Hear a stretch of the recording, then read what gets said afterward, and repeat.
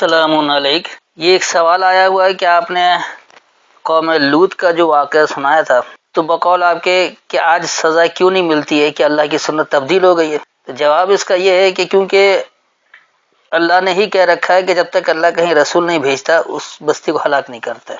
اب کیونکہ رسولوں کا سلسلہ ہی بند ہو گیا اس لیے اللہ عذاب بھی نہیں دیتا، جتنی مرضی گناہ کرتے رہو، کچھ بھی کرتے رہو، آخر حساب کتاب قرآن وہ قیامت میں ہی ہوگا۔ تو آئیے دیکھتے ہیں اس کی کیا حقیقت ہے۔ کیا واقعی ایسا ہے کہ پہلے کیونکہ رسول آتے رہے اس لیے اللہ دنیا میں ہی عذاب دیتا رہا، اور اب کیونکہ رسول نہیں آ رہے ہیں اس لیے قیامت تک کے لیے چھوٹ ہے کہ جو جتنی مرضی ظلم کرتا رہے، جتنا مرضی خلاف قرآن کام کرتا رہے، برائیاں کرتا رہے، اور اللہ اسے سزا بھی نہیں دے گا، صرف قیامت ہی کے دیا جائے گا۔ تو آئیے اس سوال کا جواب بھی ہم قرآن سے ہی تلاش کرتے ہیں۔ اس کے لیے جن آیتوں کا انتخاب کیا گیا ہے وہ ہے سورہ القصص، اور اس کی آیت نمبر 58 سے 60، 28 کی 58 to 60۔ پہلے آپ کے سامنے مروج روایتی ترجمہ پیش کروں گا اور پھر ہم حقیقی فہم تک پہنچنے کی کوشش کریں گے۔ اسی میں آپ کو آپ کے سوالات کے جوابات بھی مل جائیں گے۔ اور کتنی ہی بستیاں ہم نے ہلاک کر دیں جو اپنی معیشت پر اتراتی تھیں، سو یہ ہیں ان کے مسکن، نہ آباد ہوئے اس کے بعد مگر قلیل مدت، اور ہم ہی ہوئے وارث۔ یہ ہے مروج روایتی ترجمہ آیت نمبر 58 کا۔ اب دیکھیں یہاں اللہ بات کیا کر رہا ہے۔ وَكَمْ أَهْلَكْنَا، اور کتنی ہی ہم سے ہلاک ہوئیں، من قریتم، بستیوں میں سے، بطرت معیشتہا، اتراتی تھیں اپنی معیشت، فتل کا مساکنہم، بس یہ ان کے ٹھکانے ہیں، لم تسکن من بعدہم، نہیں ٹھکانہ رہا ان کے بعد سے، الا قلیلا، صرف تھوڑی، وکننا نحن الوارثین، اور ہم ہی خاص وارث ہیں۔ اب دیکھیے اس آیت میں اللہ ہدایت کیا دے رہا ہے، ہمارے مترجمین نے اس کو کیا سے کیا بنا رکھا ہے۔ یہاں جو اللہ ہدایت دے رہا ہے وہ اللہ بتا رہا ہے کہ ہم سے کتنی ہی بستیاں ہلاک ہوئیں جو اپنی معیشت پر اتراتی تھیں، تو معیشت بہترین ہونے کے باوجود کسی قوم کی ہلاکت کیوں ہوئی، کبھی اس پر بھی غور کیا؟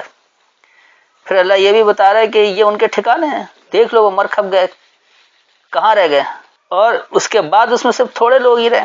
پھر اللہ یہ بتا رہا ہے کہ وارث تو ہم ہی ہیں۔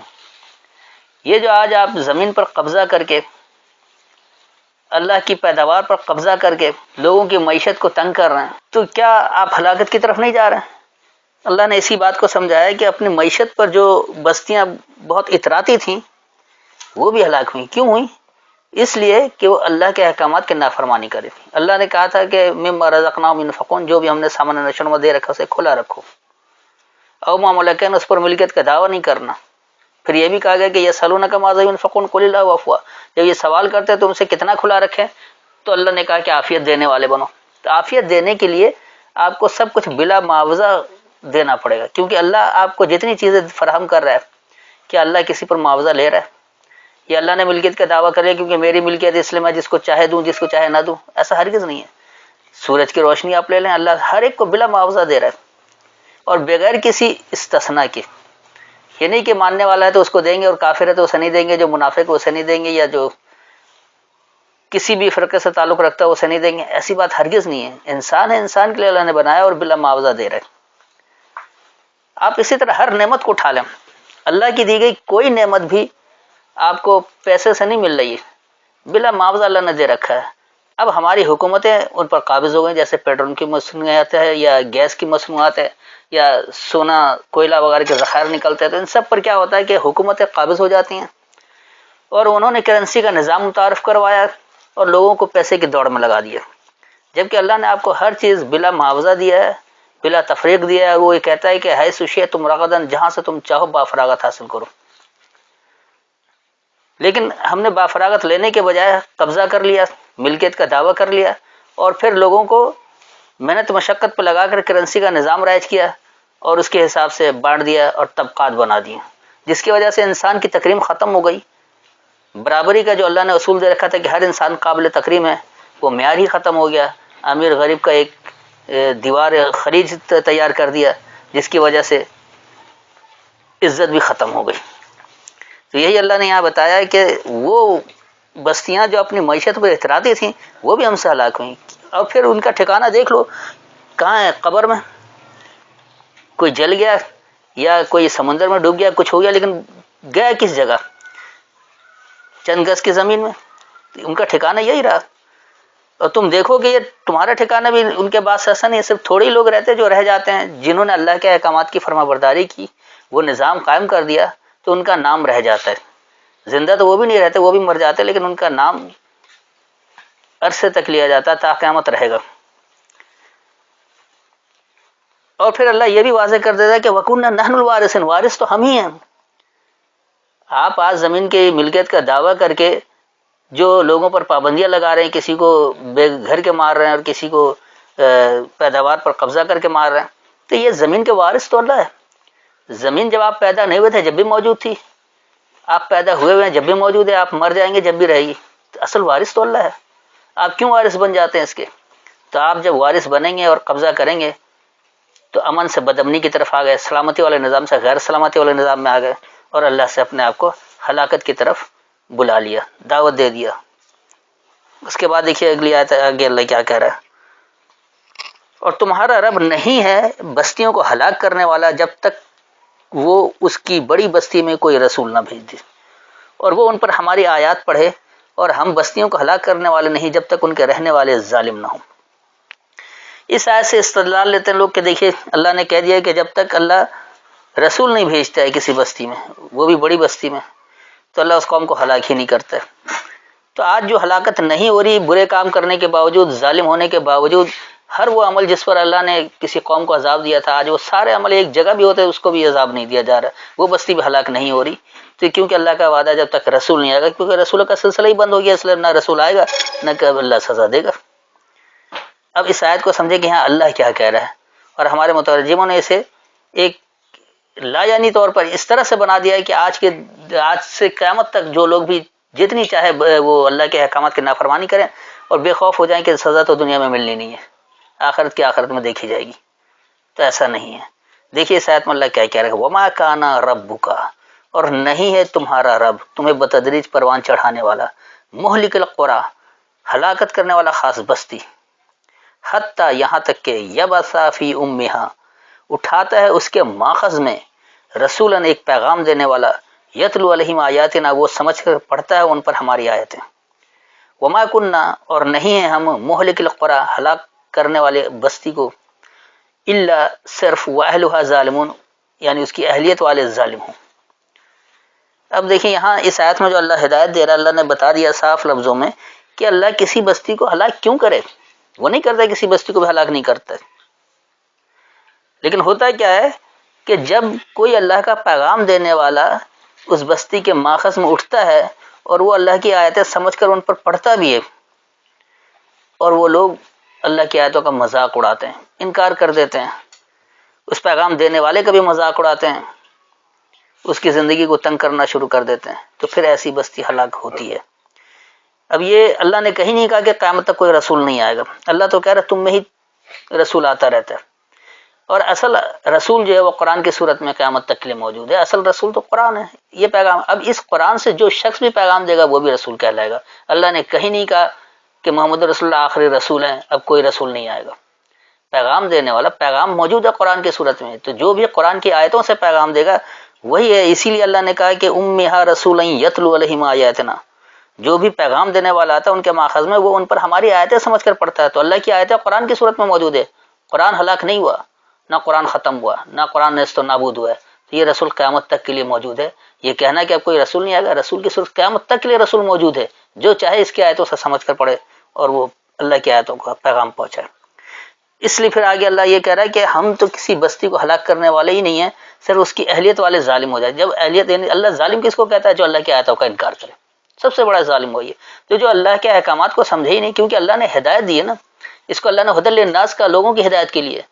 ہدایت کیا ہے؟ انفرادی طور پر آپ باکردار بن جائیں گے، اور اجتماعی طور پر آپ سلامتی والا نظام قائم کریں گے۔ تو انفرادی ہدایت یہی ہے، اس لیے اللہ نے الگ الگ حساب کتاب رکھا کہ آپ نے خود کیا سمجھا۔ کوئی یہ نہ کہے کیونکہ ہمیں لوگ نہ ملے اسلام نظام قائم نہیں کر سکے، تو اس کی بات نہیں ہے، کم از کم آپ تنہا اپنے کردار کو تو سنوار لیتے۔ تو سب سے پہلے باکردار بننا ہے، اس کے بعد بہترین سلامتی والا معاشرہ قائم کرنا ہے۔ تو سلامتی والا نظام نافذ کرنے کے لیے اللہ کے احکامات کو سمجھنا پڑے گا، اس کی آیتوں کو سمجھنا پڑے گا، جو اللہ نے اس کا طریقہ کار بھی بتا دیا۔ تو اللہ کسی بستی کو ہلاک نہیں کرتا جب تک کہ اس کی اہلیت والے ظالم نہیں ہو جائیں۔ اس کے بعد دیکھیے پھر آگے اللہ کیا کہہ رہا ہے، اور تمہیں جو کوئی چیز دی گئی ہے سو وہ صرف دنیا کی زندگی کا سامان اور اس کی زینت ہے، اور جو اللہ کے پاس ہے وہ بہتر ہے اور تا دیر باقی رہنے والا ہے، سو کیا تم سمجھتے نہیں؟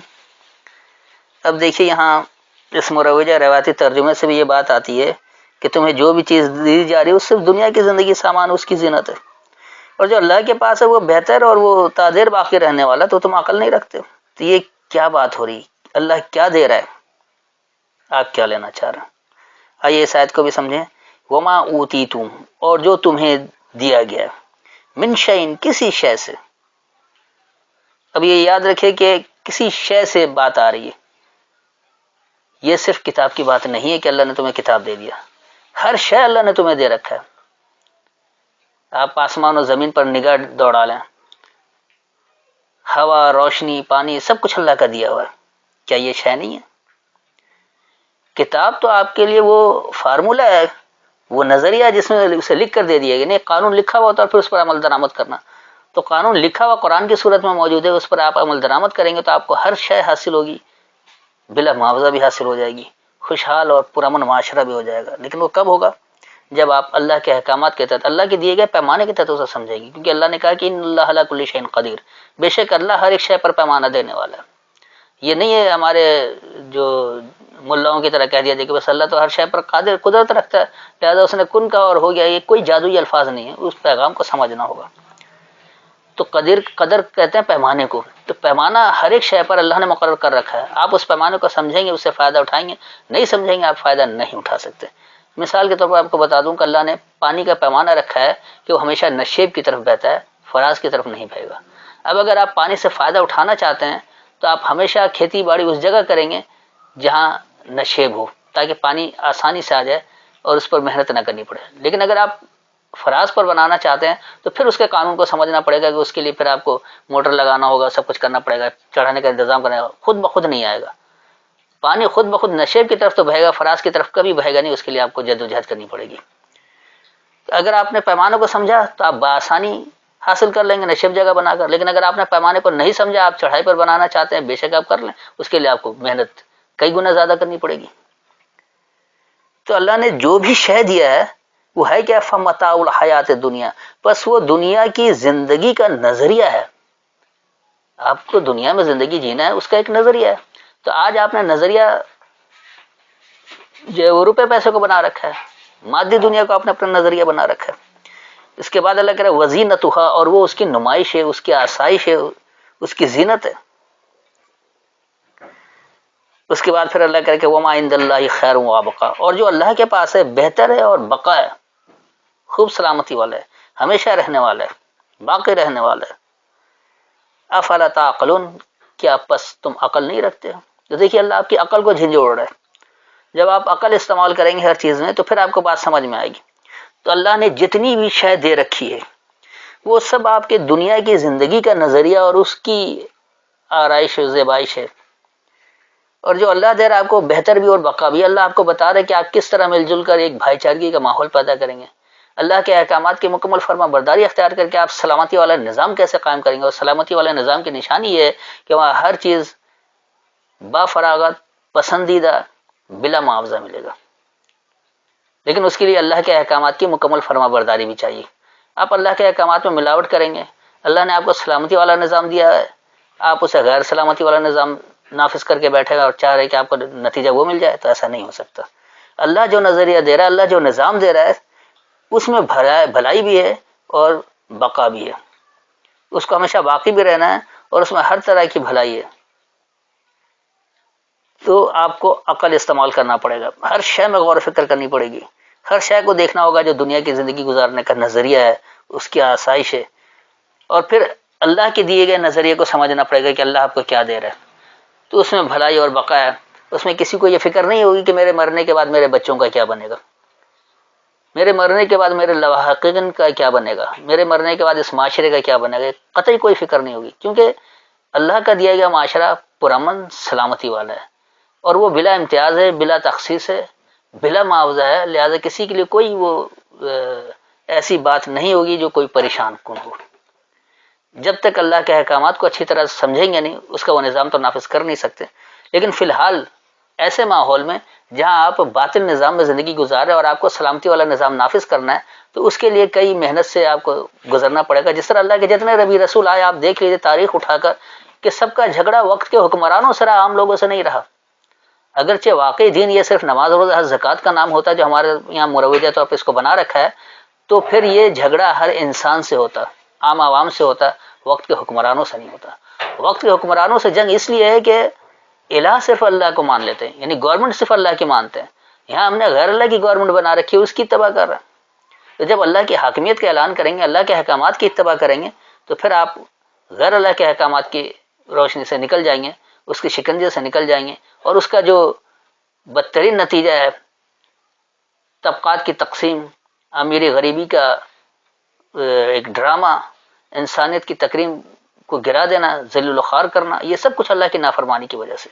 اگر آپ مکمل فرما بردار ہو جائیں گے، اچھی طرح بات سمجھ لیں گے اور اس طرح اللہ کے رسولوں کی طرح وہ معاشرہ قائم کر دیں گے، تو اس میں ہر انسان کی تکریم ہے، ہر انسان کی عزت ہے، ہر ایک کوئی اپنے حصے کا کام کرے گا، کوئی حد حرام نہیں ہوگا، کوئی بیٹھ کر کھانا نہیں کھائے گا۔ ایسا نہیں ہوگا کہ ایسے نظام میں کچھ حد حراموں کو کھلی چھوٹ مل جائے کہ بیٹھ کر کھاتے رہیں، ایسا ہرگز نہیں ہے۔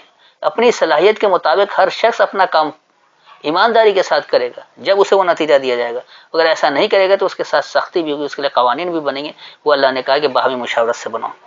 تو صرف آپ کو عقل استعمال کرنے کی ضرورت ہے۔ جیسے جیسے آپ عقل استعمال کریں گے، ہر بات آپ کو واضح ہوتی رہے گی اور بات سمجھ میں آ جائے گا۔ تو یہ ہے اللہ کا دیا گیا معاشرہ کس طرح سے بنتا ہے اور کیا کچھ ہوتا ہے۔ یہ یاد رکھے کہ معیشت اچھی ہونے سے وہ معاشرہ جو بڑی اترائے اپنے معیشت پر، تو ہرگز وہ کامیاب نہیں ہو سکتی، ہلاکت ان کو بھی ہے اگر وہ اللہ کی نافرمانی کر رہے ہوں گے۔ اور بدامنی کا، خوف و حزن کا شکار ایسی قومیں زیادہ ہیں۔ آپ جاپان کی مثال لے لیں کہ دنیا میں نمبر 1 ایماندار، معیشت ان کی اچھی، اس کے باوجود خودکشی کی شرح سب سے زیادہ۔ ایسا کیوں ہے؟ اس لیے کہ اللہ کے احکامات کی نافرمانی کر رہے ہیں، اس کے سمجھ کر نہیں کر رہے ہیں۔ انہوں نے صرف دنیا کے نظریے کو تو سمجھا ہے، لیکن اللہ کے نظریے کو نہیں سمجھا کہ اس کے ساتھ مل کر وہ اللہ کا سلامتی والا نظام نافذ کر دیتے۔ غیر اللہ کے نظام کے رائج ہونے کی وجہ سے ان کی خودکشی کا رجحان زیادہ ہے، کیونکہ وہاں بھی ایک مقابلہ ہے، کرنسی بٹورنے کی دوڑ ہے۔ بے شک ایمانداری سے کر رہا ہوں، کچھ بھی کر رہا ہوں، لیکن اللہ کے نظام کو انہوں نے نہیں سمجھا، اس لیے وہاں خودکشی کا رجحان سب سے زیادہ ہے۔ تو اللہ نے جو فارمولہ بتایا، اللہ نے جو احکامات دیے ہیں، اللہ نے جو آپ کو طریقہ کار بتایا کہ کس طرح آپ اللہ کے احکامات پر عمل درآمد کر کے بہترین خوف اور حزن کے بغیر معاشرہ قائم کر سکتے ہیں، سلامتی والا نظام دے سکتے ہیں جس کی دنیا خواہش کرے، جو اللہ نے آپ کے لیے منتخب کر رکھا ہے۔ تو امید ہے کہ تمام باتیں واضح ہو گئی ہوگی۔ اصل ضرورت صرف عقل استعمال کرنے کی ہے، اللہ کے احکامات کو سمجھنے کی ہے۔ عقل و شعور کے ساتھ اللہ کے احکامات کو سمجھیں، اس پر عمل درآمد کریں اور وہ نتائج حاصل کریں جو اللہ آپ کو دینا چاہتا ہے۔ میرے خیال میں ہر ایک کو اپنے سوال کا جواب بھی مل گیا ہوگا۔ پھر بھی اگر کوئی تشنگی محسوس ہو تو آیت کا حوالہ دے کر دوبارہ سوال کر سکتے ہیں۔ السلام علیکم۔